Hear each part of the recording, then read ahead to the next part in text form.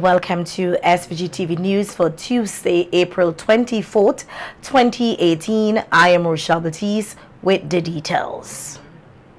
At a recent sitting of Parliament, Minister of Agriculture, Soboto Caesar, said over 30 acres of coffee plant have been established in SVG, adding that along with coffee, some 800 acres of cocoa have also been planted across the island, which will further push the government's thrust to diversify the agricultural sector. SVG-TV's Nicketha Toney recently paid a visit to a coffee nursery at Orange Hill and spoke with owners of the local coffee company, Shelton Coffee Farms, on their aim to reintroduce coffee into SVG's agricultural sector. The enhancing of the local agricultural sector, the issue of diversification has been a growing topic. So far, one company has taken up the challenge to promote a viable coffee industry, the Shelton Coffee Farms. Owned by coffee enthusiast Colin Shelton, the main goal of Shelton Coffee Farms is to reintroduce coffee cultivation here in SVG from the high-quality Arabica beans. From 2016 to currently, some 30 acres of coffee beans are said to have been planted across the island. In an interview with SVG-TV News, General Manager of Shelton Coffee Farms, Kay Wilson, said her company is dedicated to making St. Vincent and coffee synonymous with quality. We'll make sure that the brand has Vincentian. So it's a St. Vincent coffee. So people, when they go to the store, when they go to the shop, when they go to the coffee house and they see St. Vincent, they know that that coffee came from the island of St. Vincent. And we hope by 2020 we'll be in a position that our first bags of St. Vincent coffee would be making their way out to the broader community across the globe. Some of our plants are doing incredibly well, but they've only been in the ground for a year and they already have flowers on them, which goes to show how wonderful the soil is here. Pointing out that the company has leased 2 nurseries located in Orange Hill from the government, Wilson is hopeful that by June-July, some 120,000 seedlings should be ready for planting. Hope to be starting to plant the seedlings that were first planted out in January-February into the soil around May, June, July time. So those seedlings would then take around 3 years to mature into coffee trees, where they would then be providing each tree around, if they're looked after and well maintained, around 10 to 12 pounds of coffee. At the moment we're in the process of putting together a nursery on the leeward side to support the farmers in Rose Hall, Vermont, Queensbury, those areas that are high enough and well positioned and have the microclimates that are suitable for coffee. Wilson further added that her company will provide training on coffee planting and maintenance, as well as technical support to all interested farmers here. Because coffee likes height, so it likes to be above 750 feet, and it likes to be cool and in the shade. So if you have land, for example, which already has trees on it, don't cut them down if you want to grow coffee, because we'd like to keep the shade there for the coffee. Once the seedlings reach 6 months old, we then will take them to the farms. The farmers that want to work with us, ideally what we would have asked them to do is to make sure that the land is clear and ready, and then we provide technical support in showing them how to plant out the seedlings, and then how to maintain those seedlings through to maturity when they can then start to harvest their coffee. Explaining that the Shelton brand would be the major purchaser of Vincentian coffee, the general manager said farmers need not worry about a secure market for their produce. He has coffee shops in the UK as part of his portfolio, and the coffee would be going to those coffee shops, but we'd also be looking to export regionally, internationally, and also having a production for local consumption as well. It also means that the grower is going to get a set guaranteed price for their coffee. He's not having to worry about the vagaries of the commodities market. That we're also looking for landowners that don't necessarily want to have the management of the coffee, that would be willing to lease land so that we could then come and manage it and produce the coffee ourselves. Giving her support to the reintroduction of coffee here in SVG, employee at Shelton Coffee Farms, Janelle McDowell, urged more farmers to get on board with the project. It's been an experience, a wonderful one. We have time to plant seeds, see how they grow, wait out in the fields, planted them, see how well they get along. It has been a wonderful experience. I think it's very good for our country and whole, creating jobs. I would like to encourage the farmers of St. Vincent and the Grenadines to put an effort into taking care of our coffee seedlings, because we as farmers too, we grow it. We take a lot, it's a lot of hard work, and we will love to see coffee reach on the international market as in the best in the world and in St. Vincent and the Grenadines. In a follow-up report, we hear more about the coffee growing process and also interact with a coffee farmer who expressed big hopes for her new crop. Nicketha Toney reporting for SVG-TV News. Thank you, Nicketha. Within the next 2 years or so, the ARROWROOT industry here in SVG is expected to see an emergence of growth and stability with the coming into being of a new factory. As discussions continue into the rolling out of a $9 million EC project, industry officials are already expressing hope of an increase in ARROWROOT-based products and wider market opportunities. In an interview with SVG-TV News recently, Parliamentary Representative for North Windward, Montgomery Daniel, who has responsibility for ARROWROOT at the level of the cabinet, said he hoped to see a number of incentives which will promote a viable ARROWROOT industry, one of which could be a possible merger between the ARROWROOT industry and the proposed medical marijuana industry. Starch had been used as a base for a lot of pharmaceutical products. And I see a future with ARROWROOT starch where if medicinal marijuana comes on stream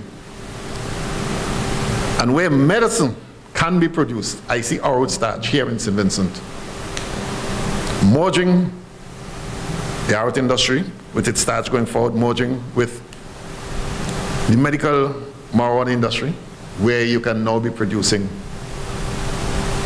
some form of medicine using ARROWROOT starch as a base.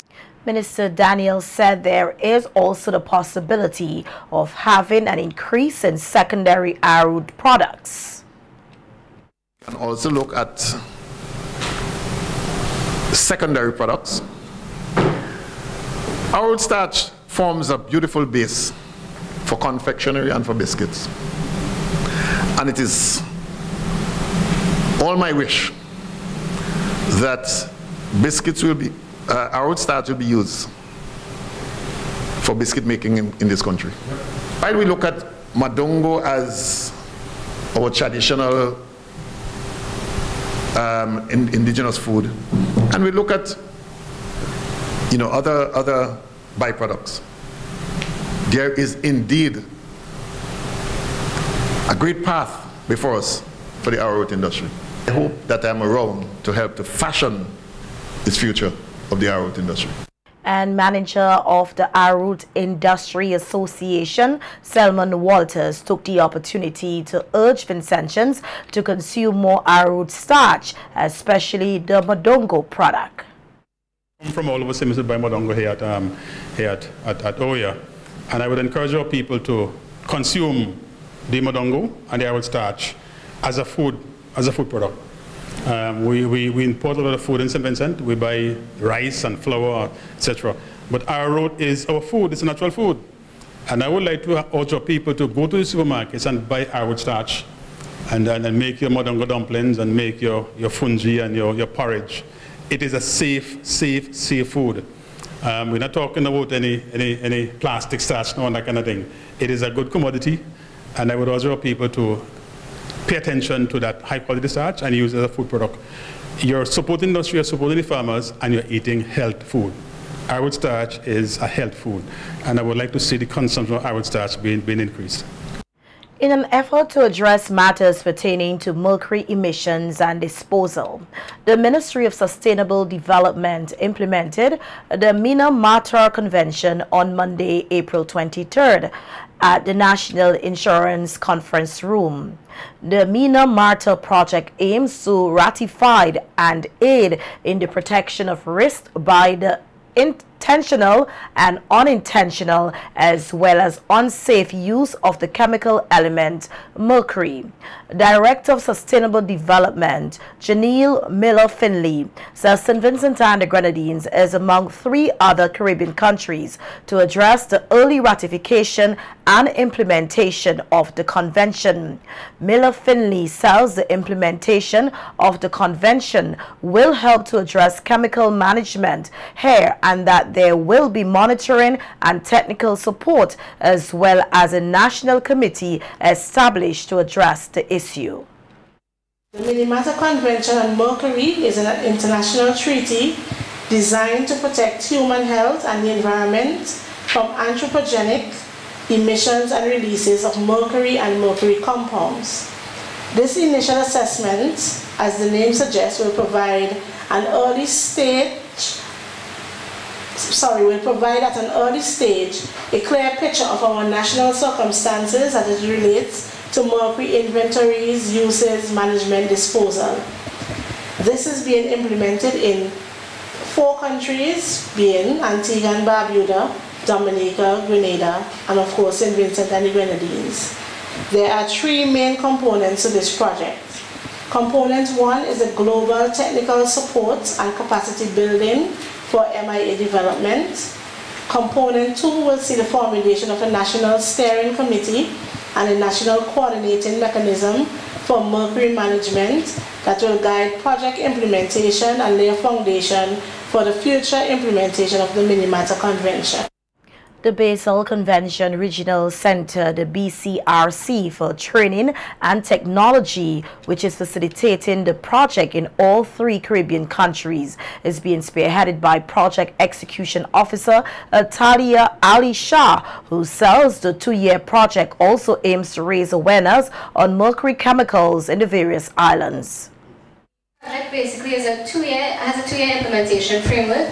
It began officially in September 2017, and we recently had our regional inception workshop in March last month. And right now, this meeting today is to ensure that the national stakeholders on the ground are aware of the project, its components, and the types of information that we need to collect in order to have a proper assessment done. Research assistant at the BCRC, Laura Teixeira, says the project is funded by the Global Environment Facility and that the success of the project depends on the commitment of the team selected to oversee its implementation. You will be making the decisions for how to guide this project to best represent St. Vincent and the Grenadines. So you have all the information and you can guide us in what you think we need to know. So this is where you'll be reviewing the reports. You'll see if there's any gaps that need to be filled in, and you'll be able to best advise us on where to get more data or what we can do to, for the government of St. Vincent and the Grenadines. You'll also evaluate the project progress. So you can see if you have any concerns of which direction the project is going into, you can raise that to us and we will be happy to accommodate. And yes, you'll be identifying and recommending public information and awareness programs. In other news, a contingent of 100 members of faculty and students of the Dominican campus of the All Saints University College of Medicine will return to Dominica tomorrow, Wednesday, April 25th, via the vessel El Express des Isles, which is expected to depart the cruise ship terminal in Kingston at 9:30 a.m. Principal Assistant Registrar at the Medical College, Louis Deschamps, in a news release issued today, said approximately 50 other members of faculty and students will return to Dominica by air between April 26 and May 7th. Deschamps further noted that several students of the pre-med classes and the first two levels of the MD classes of the Dominica campus have already begun the necessary steps leading to an official transfer to the St. Vincent campus. He said all clinical students of the Dominica campus, those who are currently doing their clinical rotations at the Milton Cato Memorial Hospital, the Kingston District Clinic, the Belair Clinic, and the Stubbs Polyclinic, along with students in the MD4 and MD5 classes, will continue their medical education at the St. Vincent campus. All Saints University took the policy decision to transfer the operations of the Dominica campus to St. Vincent in early October of last year, following the devastation in Dominica caused by Hurricane Maria. The RSVG police force is appealing to omnibus operators here to exercise discretion with their music during their daily commute in the vicinity of the Milton Cato Memorial Hospital. Police Constable Bransley Bob says the department has continuously received complaints from the hospital authorities who say the loud noise coming from the omnibuses is very disruptive. We have omnibuses traveling from Edinburgh direction. They would come here, they would stop, take up, offload passengers, and the noise level that is coming from the omnibus is so loud that sometimes if the doctors or the nurses are testing the patient's heartbeat, they cannot hear. We at the traffic branch are urging the minibus drivers to refrain from playing your music so loud. We ask that if you're playing your music, you come to this area, please turn it down.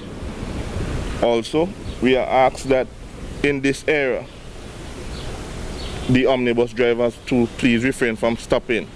Pick up their passengers whether above or before you reach this area, because it's definitely a problem for the nurse and the staff at the hospital. Inspector Henry Providence of the traffic branch also encouraged omnibus operators to observe traffic rules and to play their role as nation builders. One of the things that we have identified from the departmental level as well is that because most of these van operators, the drivers themselves, are not the owners of these omnibuses, they operate in such a way as if they are just, okay, they're just taking a trip for a man. But they must look at themselves as this is their job, their livelihood, and they must operate so on a daily basis. So the way they carry themselves, the way you dress to come to work, that says a lot. The way you operate while you're on your job, that says a lot as well. And yes, we recognize that the omnibus operators, some of them, not all of them, we also recognize that there are some omnibus operators who are very good operators. But a large majority of them is delinquent. And we want to once again appeal to the minibus operators and owners as well to ensure that they operate within the confines of the laws of St. Vincent and the Grenadines. It is very important that they do that. We want to ask them to adhere to the rules and regulation of the road. We want to especially urge them to refrain from coming through some of these no-entry signs. The traffic corps said the traveling public needs to demand better from omnibus operators. Demand better service from the minibus operators. So when they are in certain areas and operated in a certain way, you as a person using the bus, you as a passenger in that omnibus have the right, and you have the right to be taken to where you're going safely. And the omnibus operators should operate in a way that is within the confines of the laws of St. Vincent and Grenadines. And if you are on one of these buses and you have the opinion that something is not in keeping with the regulation, you have an obligation to report that to the traffic department, and we can advise you from there. And if we are satisfied that the van operator was in breach of the regulation, then we could take the necessary step from there. Persons here who use the service of pushcart operators have been asked to consider having their goods transported earlier to assist in the easing of the congestion of traffic in capital Kingston. The service of pushcart operators are being used by both private individuals and small businesses, and one operator is appealing to customers to assist them in dealing with the issues they face with motorists. Because especially at the end of the month we have a lot of people, it's very congested, and as you know now, there's a lot of load to be moved in and around Kingston. Businessmen, small businessmen, big businessmen, market vendors, hoteliers, restaurant, name it, business place, all need a cartman because sometimes there's heavy load, light load to be up and down in the town and transport as a service. So cartman render a very special service, especially in the marketplace and on early morning. So when it get its timing, get it done early. So in the throughout the course of the day when people now is up and down, when you have pedestrians up and down, you have less accident. The customer say the cart is very inconvenient there, but taking us to take him there. But the van man sometimes give us some problem that we don't pay lights to and all them. Only the van man we just have a problem with. I think it's anything that could be done to improve the relationship between you and the van man. Do you think they should be slowing down and giving all a chance? Yeah, I think they should slow down and give you a chance to it so that we could hustle and make another to like them too. Deputy Director of the Information Technology Services Division, the ITSD, Jacinta Fergus, has commended local participants of the Girls in ICT workshop, which is part of a global movement. Speaking at yesterday's opening of the week-long workshop, Fergus said the event is in keeping with the United Nations Sustainable Development Goals, where over 160 countries ensure that females get to learn more about the ICT sector. Those girls and young women to ICT career opportunities, involving them in hands-on ICT creation workshop, and directly contribute to the achievement of the United Nations Sustainable Development Goal targets 4.4, 5B, and 8.6.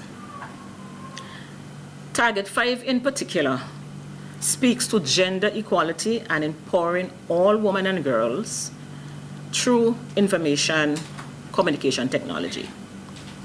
We hope that this training workshop would stimulate your interest in ICTs and set you on a path to a career in ICT.